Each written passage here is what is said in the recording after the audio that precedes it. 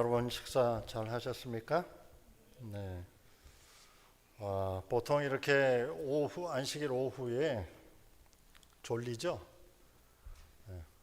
쉬셔야 되는데 오늘 사경회니까 오늘 이제 1시간 동안에 또 이 시간의 내용은 주로 이제 공부입니다. 정말 공부할 것들이 굉장히 많이 있어요. 제목은 죄 있는 육신의 모양인데 역시 로마서에 나오는 말씀입니다. 로마서에 8장 3절의 말씀이에요. 율법이 육신으로 말미암아 연약하여 할 수 없는 그것을 하나님은 하시나니 곧 죄로 말미암아 자기 아들을 죄 있는 육신의 모양으로 보내어 육신의 죄를 정하사. 좀 어렵죠 말씀이. 자, 율법이 육신으로 말미암아 연약하여 할 수 없는, 즉 우리 죄인들은 자기 의의를 내세우는 우리 죄인들은 율법을 지킬 수 없다, 그런 말씀이죠. 그래서 하나님께서 자기 아들을 우리의 모습으로, 죄 있는 육신의 모습, 우리 인간의 모양으로 보내셔 우리의 죄를 그분에게 정하사, 우리의 죄를 그분이 담당하사, 이런 말씀이 되겠습니다. 자, 히브리서 4장 15절에도 우리에게 있는 대제사장은 우리의 연약함을 체휼이라는 말이 뭡니까? 체험 또는 몸소 겪음, 자기 몸으로, 체는 육체죠. 자기 몸으로 직접 경험함, 그것이 체휼이죠. 우리의 연약함을 예수님은 직접 경험하셨다. 우리와 똑같은 죄인의 모습으로, 그 말이에요. 아니하는 자가 아니요, 이중부정, 그것은 긍정이죠. 체휼하신 분이다, 그 말이죠. 그런데 그 다음이 중요합니다. 모든 일에 우리와 한결같이 시험을 받은 자로되 죄는 없으시니라. 예수님이 우리와 같은 인간이 되셔서 우리와 똑같은 시험을 받으셨다. 이걸 의심하는 사람들이 있죠. 어떻게 예수님이 나하고 똑같은 시험을 받으셨을까? 예수님도 중간고사를 보셨을까? 여기 시험이잖아요. 기말 시험을 예수님도 봤다는 말인가? 아니면 우리가 날마다 우리 마음속에 생기는 온갖 그 유혹들, 그 시험을 한결같이 예수님이 받으셨다? 그런데 죄는 없으시니라. 이 말이 무슨 뜻인지를 오늘 자세히 우리가 공부하겠습니다. 그는 우리 중에 한 사람이 되셔서 순종의 모본을 보여주시기 위해서 오신 거다. 우리의 경험을 몸소 체험하셨다.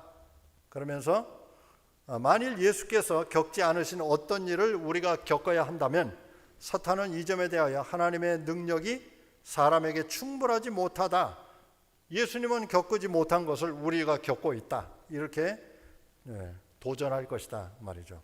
그러나 히브리서 4장 15절에 나온 대로 그는 우리가 당하는 모든 시험을 겪으셨다. 시간을 줄이기 위해서 이 하이라이트 부분만 제가 읽겠습니다. 자, 예수님은 그러나 죄가 없는 분이어야 됩니다. 만일 예수님이 죄가 있다면은 십자가도 아무 소용이 없습니다. 자기 죄로 돌아가시는 거죠. 예수님이 손톱만큼의, 머리털 하나만큼이라도 죄가 있었다면, 아니, 시대의 소망이 그래 봐요. 생각으로라도, 예수님이 마음속의 생각으로라도 요만큼이라도 죄가 있었으면 소용이 없어요. 십자가 소용이 없어요. 자기 죄 때문에 죽은 겁니다. 그러므로 예수님은 털끝만큼도 죄가 없어야 돼요. 그래야 우리 모두를 위해서 대속, 대신 죽는 사람. 거기서 속자, 대속할 때 속자는 갚는다는 뜻이죠, 사실. 대신 죄값을 치른다. 그래서 대속을 하실 수 있는 겁니다. 죄가 없으셔야 돼요. 죄 있는 육신의 모양이라는 로마서 8장 3절 말씀은 죄인이라는 뜻이 아닙니다. 그래서 죄 있는 육신의 모양, 죄인이다 이런 뜻이 아니에요. 죄 없는 분이라야 우리 죄를 대신할 수 있기 때문입니다. 그러면은 여기서 다시 질문이 나오죠. 죄 없는 분이라면 우리하고는 다르죠. 우리는 죄인이잖아요. 예수님은 죄 없는 분이에요. 다르죠, 우리하고. 모든 일에 우리와 똑같은 시험을 받았다? 죄 없는 분인데 어떻게 우리하고 똑같은 시험을 받느냐? 이런 질문이 또 생깁니다. 자, 여기서 예수님이 이 땅에 오실 때 그 본성이, 영어로 말하면 nature, 예수님의 그 본래 모습이, 본래 성격이, 본래 그 타고난 그것이 네이처예요. 예수님이 아담 타락 전이냐 아니면 후냐, 이게 중요합니다. 아담이 타락하기 전 상태, 죄 없는 상태죠. 근데 아담 타락 후의 상태로 오셨으면 예수님도 죄인이에요. 아담의 죄 때문에 모든 인류가 다 죄인이 됐으니까. 그렇죠? 그러니까 예수님이 오신 상태는 아담이 죄짓기 이전 상태로 오셔야 돼요. 죄 없는 상태로. 그렇다면 예수님은 시험도 당하지 않았을까요? 잘 생각해 보세요. 아담이 죄 없을 때, 아직 선악과를 먹기 전에 아담이 시험을 받았습니까? 안 받았습니까? 죄 없는 상태에서도 받았잖아요. 그래서 선악과를 먹었잖아요. 결국 하와가 선악과를 가지고 와서 아담이 같이 먹었잖아요. 그러니까 아담이 처음에 하나님이 창조하셨을 때는 죄 없는 상태였어요. 그런데 시험은 받았어요, 안 받았어요? 받았단 말이에요. 중요하죠. 예수님이 아담 타락 전의 상태로 오셨지만은 시험을 받을 수 있어요, 없어요? 있단 말이에요. 아담이 그랬으니까. 아담이 완전한 상태였는데 선악과의 시험은 받았단 말이에요. 그리고 먹었어요, 결국. 근데 예수님도 아담 타락 전에 완전한 상태로 오셨는데 시험을 받을 수 있다, 없다? 있다는 말입니다. 아담 타락 전에도 시험이 있었으니까. 우리와 똑같은 시험을 받았다는 말은 무엇인가? 아담이 죄된 본성이 없었지만은 시험을 받았다. 마찬가지로 예수님도 죄인이 아니지만은 시험은 받을 수 있다. 예수님은 죄 없는 본성을 타고나셨어요. 우리하고 다릅니다. 우리는 날 때부터 아담의 그 죄 덕분에 우리는 죄 있는 본성으로 태어나요. 그거를 죄된 경향이라고 부릅니다. 성경에서 말하는 죄는 내가 범할 때 죄인이 되는 게 아닙니다. 우리의 태어난 상태가 죄인이지, 우리가 죄인이기 때문에 죄를 짓는 것이지, 죄를 지으니까 그때 죄인이 되는 게 아닙니다. 성경은. 무슨 말씀인지 이해가 됩니까? 네. 우리가 태어날 때부터 아까도 제가 우리 손자 이야기를 했지만 갓난아기 처음 태어나면은 처음에 볼 때는 천사 같아요. 너무 예쁘죠? 네? 정말 죄 없는 천사같이 보여요. 근데 요게 조금씩 자라면서 본성이 드러나죠. 돌되기 전부터 벌써 뭐예요? 죄된 경향이 드러나기 시작해요. 이거를 영어로 그래서 evil propensity 그래요. 죄로 기운, 악이죠. evil이. evil propensity. 이 말은 뭐예요? 악으로 기우는 경향, 이런 뜻이에요. 그걸 모든 인간이 태어날 때부터 모든 아기가 그걸 타고나는 거예요. 근데 예수님은 그게 없었어요. 우리하고 다른 점이 그겁니다. 예수님에게는 죄된 경향, 죄로 기우는 경향, 그래서 안에 있는 악이 밖에 있는 악하고 쉽게 타협하는 그 우리예요. 예수님은 그게 없었다는 거예요. 우리하고는 좀 그 점에서 달라요. 다시 말씀드리겠습니다.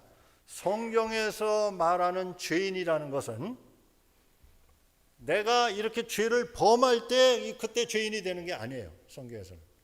성경에서 정의하는 죄인이라는 것은 날 때부터 죄로 기우는 인간의 본성, 그걸 가지고 죄인이라고 부르는 겁니다. 그래서 또 말씀드리겠어요. 죄를 지어서 죄인이 되는 게 아니라 죄인으로 태어났기 때문에 죄를 짓는 겁니다. 그게 성경의 죄인의 정의예요. 자, 그러면은 우리에게는 시험이 될 것이 예수님에게는 시험이 안 됐을까요? 우리보다 어드밴티지가 있을까요? 예수님은 우리보다 유리한 어드밴티지가 있는 것처럼 보이죠. 그는 당연히 죄를 안 범하고 우리는 범할 수밖에 없다. 그런데 예수님은 우리보다 더한 시험을 받은 겁니다. 아까 서두에 말씀드렸죠. 모든 사람이 겪는 시험을 예수님이 똑같이 당했다. 그 말씀은 뭔가 하면은 우리보다 더 심한 시험을 당했다는 말씀이에요. 광야에서 3가지 시험을 당했죠. 첫 번째는 뭐예요? 우리보다 더 큰 시험. 광야에서 첫 번째는 돌을 떡으로 만들어 먹어라. 제가 학생들에게 이 부분을 설명할 때 이렇게 말합니다. 학생들이 수업 시간 여기 앉아 있어요. 강의실에 앉아 있는데 많은 학생들이 이렇게 생긴 필통을 가지고 다녀요. 요즘은 플라스틱이 아니고 이렇게 천으로 된 것 같은 그런 까만 그 필통이 있어요. 그 아이들이 잘 갖고 다녀요. 그럼 그걸 제가 이렇게 보여주면서 혹시 여러분 학생들 중에 그 필통을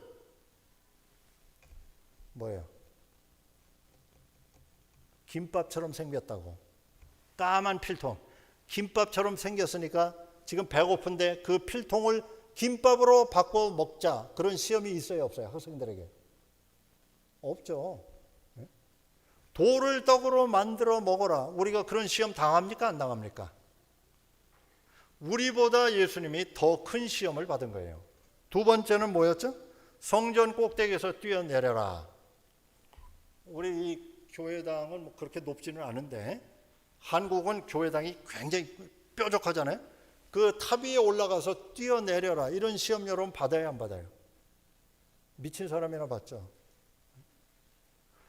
그러니까 예수님은 우리가 당하지 않는 훨씬 더 큰 시험을 받았다. 그런 말입니다. 결정적인 건 3번째죠. 천하 만국의 영광을 다 보여주면서 나한테 절하면 너 주겠다.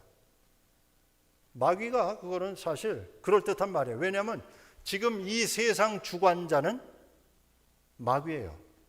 그죠? 그러니까 마귀가 지금 이렇게 말하는 겁니다.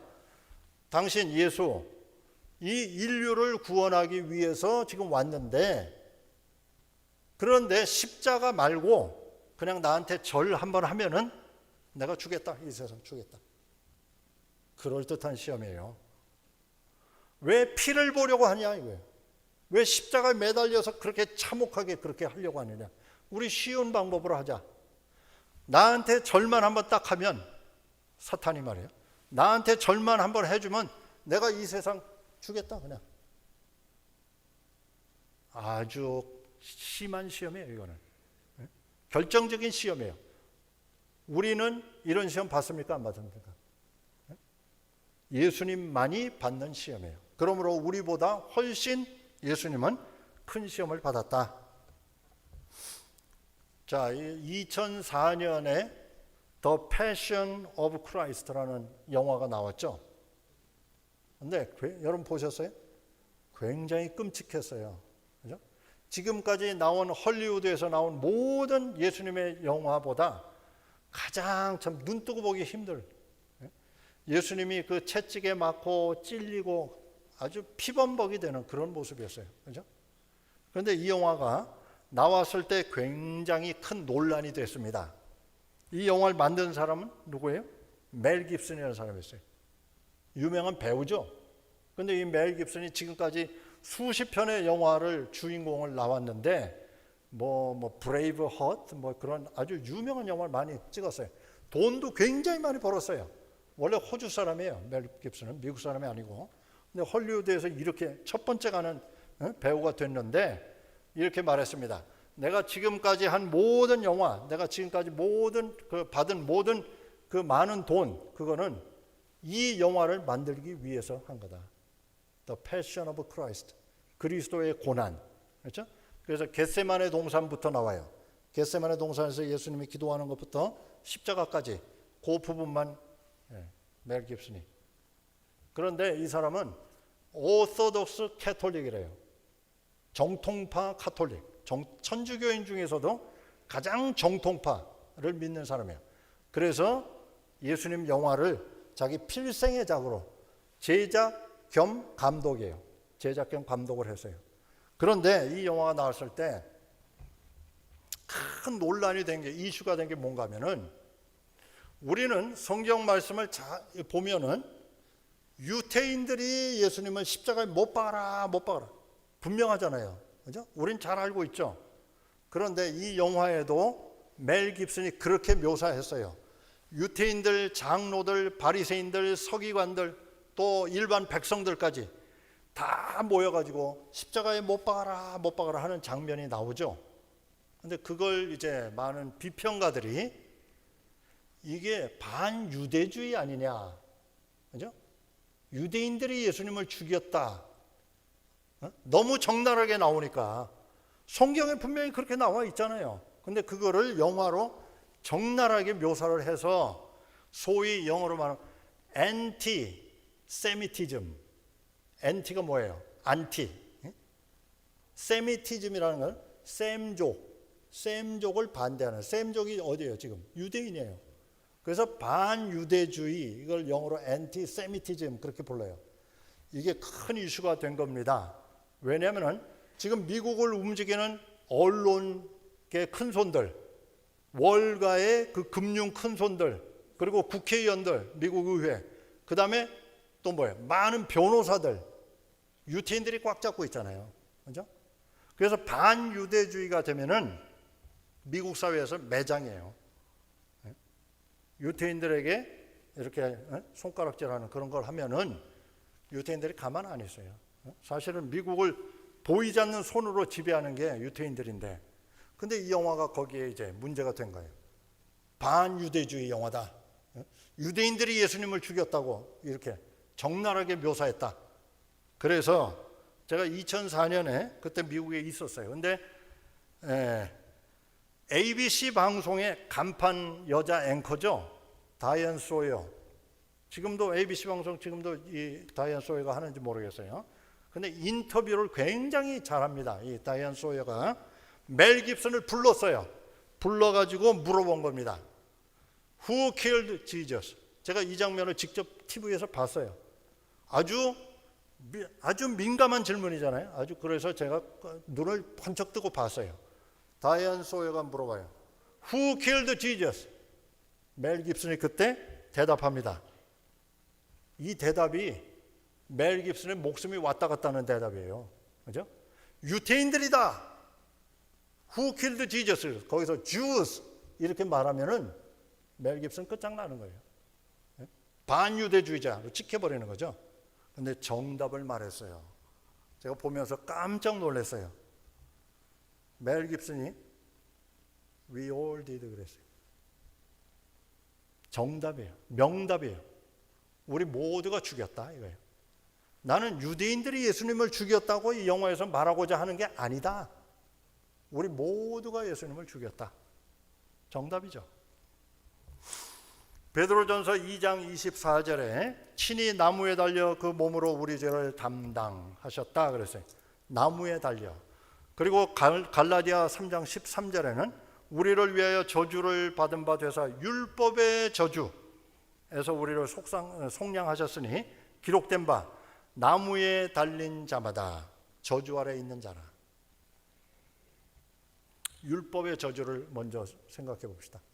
율법의 저주라는 것은 신명기 28장, 오늘도 우리 교과 공부에서 나왔어요. 신명기 28장은 축복과 저주의 장이라고 그러죠.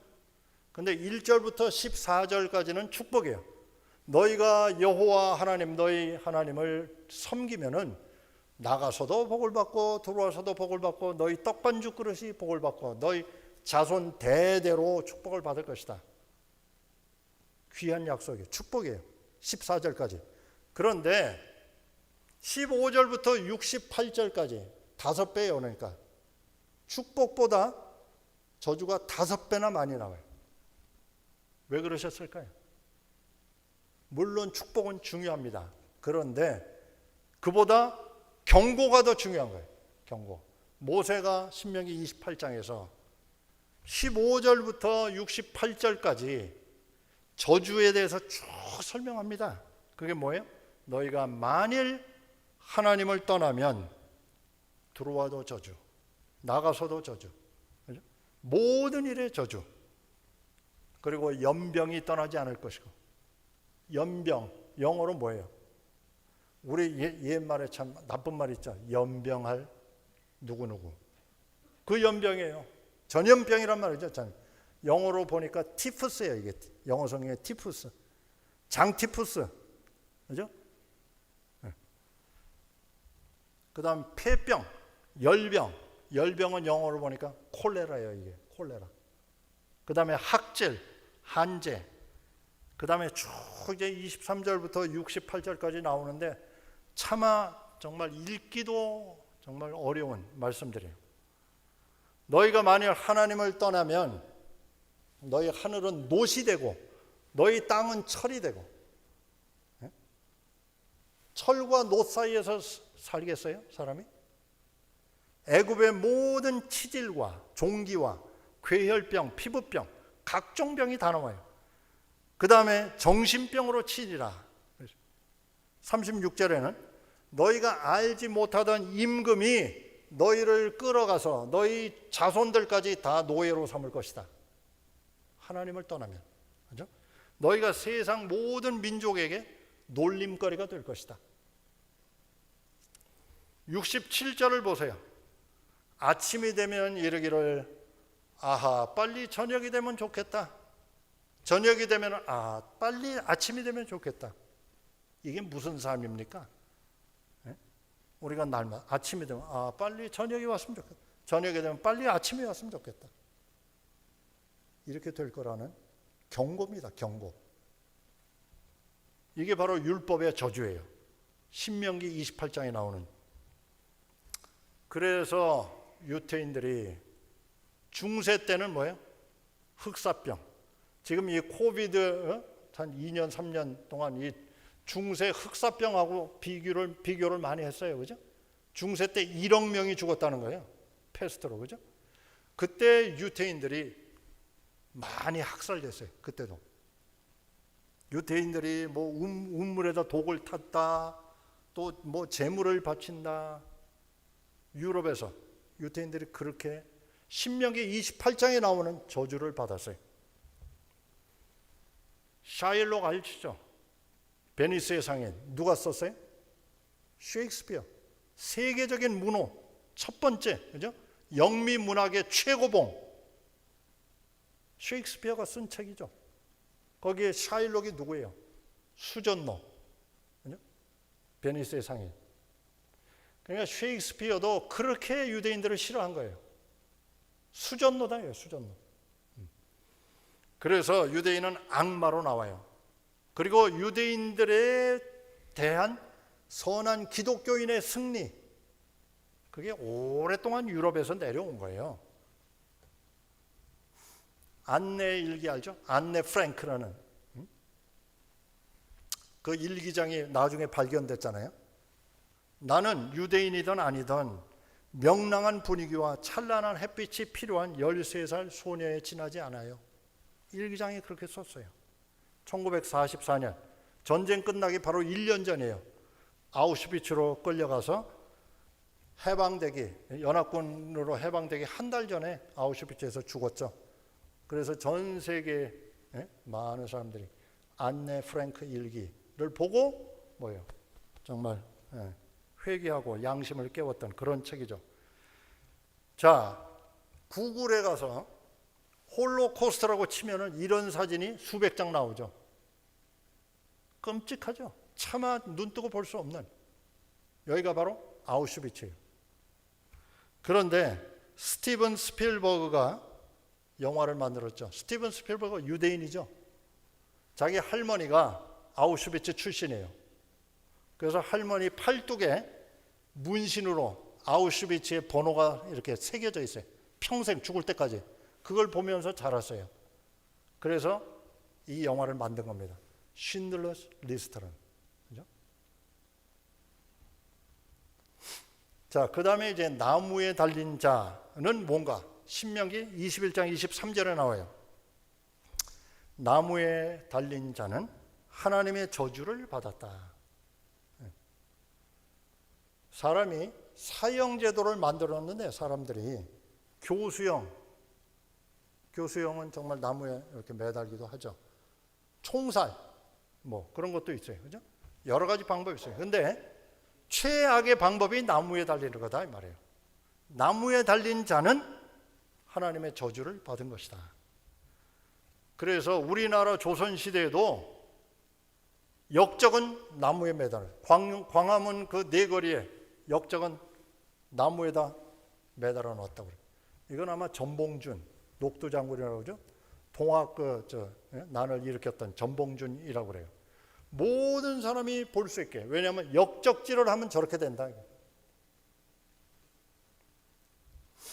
그런데 요한복음 3장에 보면은 밤중에 니고데모가 바리새인이죠. 예수님을 찾아왔어요. 그러면서 예수님에게 선한 선생님이여, 내가 보니 당신은 하나님이 보내신 선생입니다. 이렇게 말하니까 예수님이 거기에 대해서 답변 안 하시고 3절에 단도직입적으로 사람이 거듭나지 아니하면 하나님 나라에 못 들어간다. 니고데모에게 필요한 것은 거듭남이다. 니고데모가 할아버지죠. 그래서 좀 빈정투로 말하죠. 이 할애비가 어떻게 거듭납니까? 모태에 들어갔다 다시 나옵니까? 우리 어머니 돌아가신 지 오래됐는데. 그죠? 어찌 이런 일이 있을 수 있습니까? 거듭난다는 것을 그렇게 니고데모가 말합니다. 그때 예수님이 3장 14절, 그 요한복음 3장 16절이 어제도 제가 말씀드린 것처럼 제일 유명한 성경절이죠. 그런데 바로 그 전에 14절 못지않게 중요한 말씀이죠. 모세가 광야에서 뱀을 든 것 같이 인자도 들려야 하리라. 무슨 말씀이에요? 모세가 광야에서 뱀을 들었다? 언제 이야기입니까? 민수기 21장이죠. 불뱀 사건이에요. 이스라엘 백성이 하나님을 원망하고 모세를 원망하고 심지어는 모세를 죽이고 우리가 다시 애굽으로 돌아가자. 반란이. 그때 모세가 어떻게 했습니까? 모세가 하기 전에 어떻게 했어요? 그렇게 반란이 일어나니까 불뱀이 몰려왔죠. 광야의 불뱀이. 그 불뱀을 하나님이 하늘에서 떨어뜨렸습니까? 아니에요. 원래 광야에는 불뱀이 득실거려요. 왜 불뱀이냐? 한번 물리면은 열이 불같이 올라서 죽는다고 그래서 불뱀이에요. 근데 우리 한국에는 산이 많아서 이 땅꾼들이라고 그러죠. 뱀 잡으러 다니는 사람들. 산에 가서 잡죠. 그런데 여기는 그 광야, 신의 광야, 거기는 산이 없어요. 그냥 내 말은 사막이죠. 광야. 근데 원래 불뱀이 득실거려요. 거기는. 하나님이 떨어뜨린 게 아니에요. 근데 그러면 그동안은 왜 안 물었죠? 하나님이 보호하셨죠. 천사들이 보호하고 뱀에 물리지 않게. 그런데 모세를 원망하고 하나님 걸 욕하고 이러니까 보호가 걷어지는 거죠. 그래서 물리기 시작했어요. 하루에 몇천 명씩 죽어나가요. 물렸다면 열이 끌어올라가지고 죽는 거예요. 그때 모세가 어떻게 했어요? 모세가 쌤통이다 그랬어요? 다 죽어라 그랬어요? 아니죠. 모세가 하나님에게 중보 기도를 하죠. 차라리 제 이름을 하늘 책에서 지워 주실지언정 이 백성들을 다시 용서해 달라 중보의 기도를 했어요. 그때 하나님께서 모세에게 방법을 주시죠. 뱀을 노스로 구리죠. 구리뱀을 만들어서 장대 위에 높이 들어라. 그것을 쳐다보는 자는 살리라. 굉장히 중요한 말씀이죠. 쳐다보는 자는 살리라. 그러니까 지금 뱀에 물려서 열이 100도 막 오르면서 죽어가던 사람도 눈을 뜨고 저 뱀을 쳐다보게 하라 이거예요. 그러면 살리라.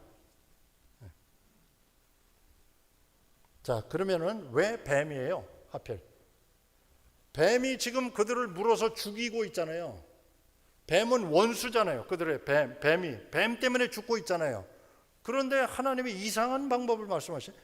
그 뱀 모양을 만들어서 장대 위에 높이 매달아라 이거예요. 그들을 죽이는 뱀 모양을 왜 그랬을까요? 이거 양 모양이나 비둘기 모양 이런 거 좋잖아요. 왜 하필 뱀이에요? 뱀은 뭘 상징합니까? 저주를 상징해요. 저주. 율법의 저주, 아까 신명기 28장 제가 말씀드렸죠. 그 모든 저주의 상징이 뱀이에요. 그런데 모세가 광야에서 뱀을 들었다는 그 뱀은 바로 예수님 말씀하시죠. 모세가 광야에서 뱀을 든 것 같이 인자도 들려야 하리라. 인자는 누구예요? 예수님이에요. 사람의 아들 인자. 즉 뭐예요? 그 뱀은, 광야의 그 뱀은 십자가를 상징하는 거잖아요. 그래서 율법의 저주가 십자가 위에 예수님에게 우리에게 퍼부어질 모든 저주가 쏟아져 있는 모습이 광야의 뱀인 것입니다. 예수님은 죄의 그 자체가 되신 거예요. 십자가 위에서 뱀의 모양으로 매달린 거예요. 거기가 바로 갈바리 십자가. 십자가는 동정의 대상이 아닙니다. 우리가 예수님 십자가를 바라보면 아우 예수님 불쌍하다. 동정의 대상이 아니에요. 내가 매달려 있는 모습이에요. 십자가는. 내가 받아야 될 저주, 나의 모든 죄의 흉악한 모습이 바로 거기 매달려 있는 겁니다. 예수님은 죄의 그 자체가 되셨다. 엘리 엘리 라마 사박다니, 예수님 그렇게 부르짖었죠. 그건 무슨 뜻이에요? 하나님 하나님 왜 나를 버리셨나이까? 예수님은 거기서 하나님과 분리되는 느낌을 받으신 거예요. 왜냐하면 저주 자체가 됐으니까. 예수님이 하나님이 퍼부으실 그 저주를 다 짊어지셨으니까 하나님과 분리되는 느낌. 인류를 위하여 더 이상 자비로 탄원하지 못할 그런 죄인이 느낄 고민을 십자가 위에서 느꼈다. 죄로 인하여 하나님과 사람 사이에 그 간격, 그것을 예수님은 몸소 느끼는 것입니다. 죄의 무거운 짐, 죄의 무서운 흉악성, 죄로 인하여 하나님에게서 끊어지는 그런 마음, 그것이 바로 하나님의 아들의 심장을 터지게 했다. 그래서 당시 십자가형은 로마 시민은 매달지 않았다고 그러죠. 로마가 개발한 가장 흉악한 그런 형벌이에요, 십자가. 그래서 노예들이나 아니면 속국 그런 흉악범만 매달았다. 인간이 개발한 형벌 중에 가장 잔인하죠. 우리가 보통 다른 그림을 보면은 예수님의 십자가를 이렇게 그려놓고 그래도 치부는 가렸어요. 그죠? 예수님의 치부는 이렇게 아랫돌이 가렸어요. 그런데 당시 십자가의 진짜 모습은 이랬다는 거예요. 완전히 벗기는 거예요. 그래서 성경에도 그 십자가 밑에 군병들이, 로마 군병들이 겉옷과 속옷을 제비 뽑았다 그러잖아요. 그죠? 성경에 분명히 나옵니다. 그 군병들이, 그래도 예수님이 단벌 신사였어요. 그 옷 한 벌은 그래도 깨끗한 옷을 입고 다니셨어요. 그러니까 군병들이 그거 누가 차지할까? 제비를 뽑았다 이거예요. 근데 겉옷과 속옷을 했어요. 예수님은 완전히 벌거벗겨진 겁니다. 나체로 십자가에 매달리는 거예요. 그 수치. 보통 저런 모양으로 매달았다고 그래요. 근데 왜 굳이 십자가에 매달았을까? 빌라도는 계속해서 피했어요. 십자가만은 난 원치 않는다. 그죠? 근데 유대인들이 계속 아까 멜 깁슨의 그 패션 그 영화처럼 계속 소리 지르면서 못 박아라고 소리쳤어요. 빌라도는 계속 피했어요. 십자가는 피하려고. 그런데 빌라도의 죄는 뭔가 하면은 우유부단이에요. 우유부단. 빌라도가 아주 굳게 서서 나는 십자가 안 된다. 총독이니까 빌라도가 결정하는 거예요. 끝까지 그렇게 했으면은 빌라도가 십자가를 피했을 거예요. 그런데 밀란이 일어나려고 유대인들 가운데서 밀란이 일어날 것 같으니까 유대인들이 이겼다 그렇게 됐죠. 빌라도가 이렇게 피하려고 그랬어요. 너희가 이 사람을 그렇게 미워하면 많이 때리고 죽이지 말고 십자가는 말고 내가 많이 때려서 놓아주겠다. 그러니까 유대인들이 더 큰 소리로 아니다. 십자가를 만들어야 된다. 저희의 소리가 이긴지라 그랬어요. 시대의 소망에 이렇게 나옵니다. 예수님보다 더 비인간적인 방법으로 취급된 죄수는 없다. 이 세상 역사 중에 비인간적인 방법으로 취급된 죄수는 예수님 외에 없다. 그래서 심하게 때리죠. 그 장면이 역시 패션 오브 크라이스트에 정말 가장 참혹하게 가장 리얼하게 그렇게 묘사되어 있습니다. 그리고 빌라도는 그 유대인들 다 보는 앞에서 대야 가져와라. 대야에다 물 따가지고 손을 씻죠. 나는 이 피에 관계없다. 너네가 책임져라. 빌라도가 손을 씻죠. 십자가는 왜 참혹한가? 금방 죽지 않죠. 십자가에 매달리면 금방 죽지 않아요. 보통 2, 3일, 길게는 일주일 동안 매달아 놔요. 그래서 온몸에 피가 다 흐르고 그리고 나중에 질식해서 죽게 만들어요. 그래서 가장 악독한 형벌이라 이거예요. 근데 예수님 며칠 걸렸죠? 예수님 돌아가시는데 3일 걸렸어요? 몇 시간 만에 돌아가셨어요? 3시간 만에. 왜 그랬을까요? 예수님은 심장이 터져서 돌아가신 거예요. 십자가에 매달았다고 돌아가신 게 아니에요. 치명상이 아니었어요. 십자가의 못은. 어제 제가 그 필리핀에서 청년들 못 박는 거 했죠? 그 사람들 죽지 않아요. 못 박았다 다시 내려와요. 근데 예수님은 심장이 터져서 돌아가신 거예요. 왜 심장이 터졌어요? 죄짐이 너무나 무겁기 때문에. 하나님의 진노가 그 뱀의 모양으로 매달린 것처럼 예수님 위에 쏟아지는 그 진노. 우리가 여러분과 제가 지은 모든 죄가 매달려 있는 그 상태에서 심장이 터진 겁니다. 감당이 안 되죠. 감당이 안 돼요. 자, 그래서 이탈리아의 어떤 조각가가 저희가 어딘가 하면 느보산이에요. 느보산이 바로 모세가 돌아가신 산이죠. 나중에 승천했지만은. 근데 이탈리아의 조각가가 뱀과 십자가의 모습을 겹쳐가지고 만들었어요.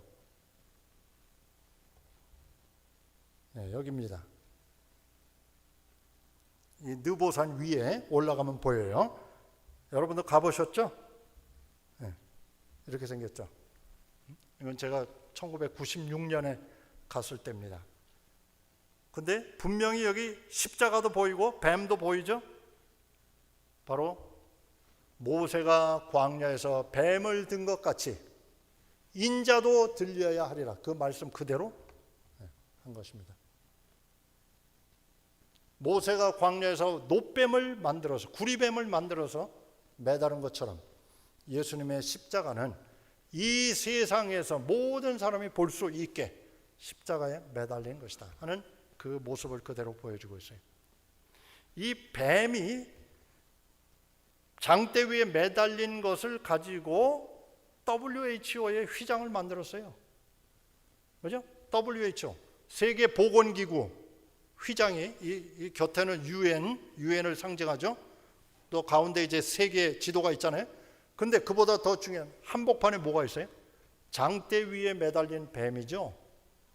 어떤 사람들은 성경을 모르고 뱀이 무슨 장수의 상징이다, 그래서 WHO 저렇게 만들었다라고 하는데 무식한 얘기입니다. 이거는 성경 말씀 그대로 만든 휘장이에요. 왜? 모세가 광야에서 뱀을 든 것을 쳐다본 사람들은 살아났잖아요. 세계보건기구가 바로 모세가 뱀을 든 것처럼 쳐다보면, 이 휘장을 쳐다보는 사람은 건강하게 살아라, 그런 뜻입니다. 미국에서는 911 그러죠. 한국은 119, 그죠? 앰뷸런스 로고를 보세요. 뱀이 있죠. 저것도 뱀이 사람을 살려서 뱀이에요. 성경 말씀 그대로 만든 로고입니다. 이게 장대에 매달린 뱀. 그래서 E.J. 와그너라는 목사님이 있었습니다. 이 사람은 1888년 미네아폴리스 대총회에서 믿음으로 말미암는 의를 처음 주장한 사람이에요.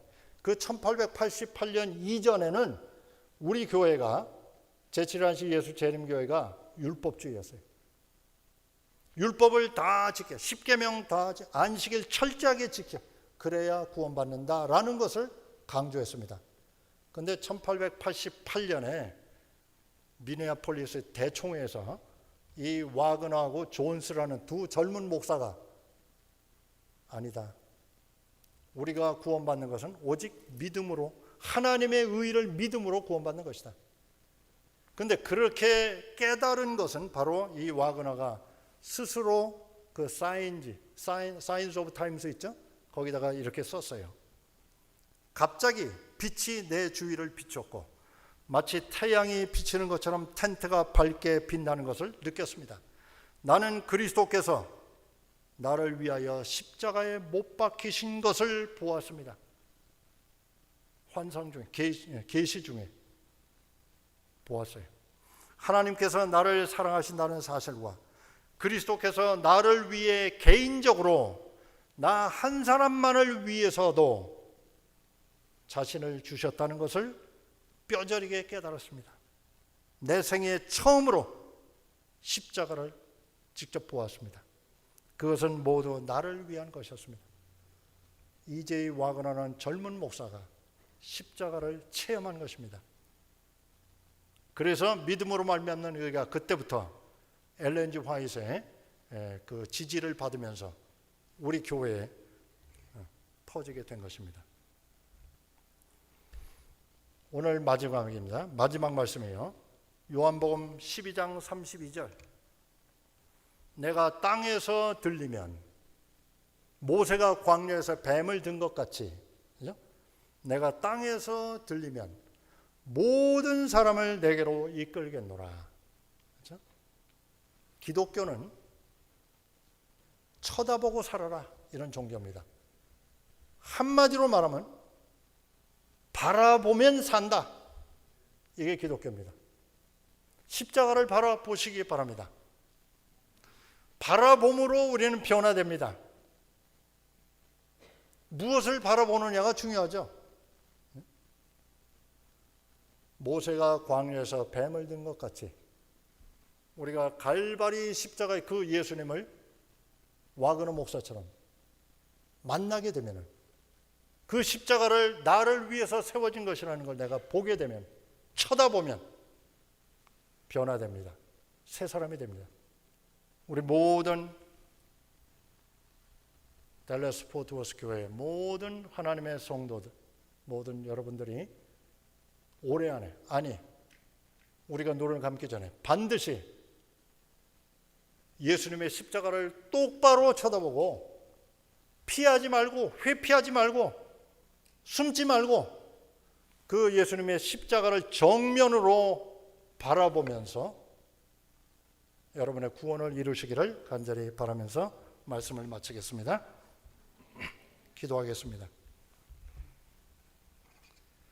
만복의 근원이 되시는 우리 아버지, 오늘 우리 앞에 다시 모세가 광야에서 뱀을 든 것 같이 주님의 십자가를 보여주셔서 감사합니다.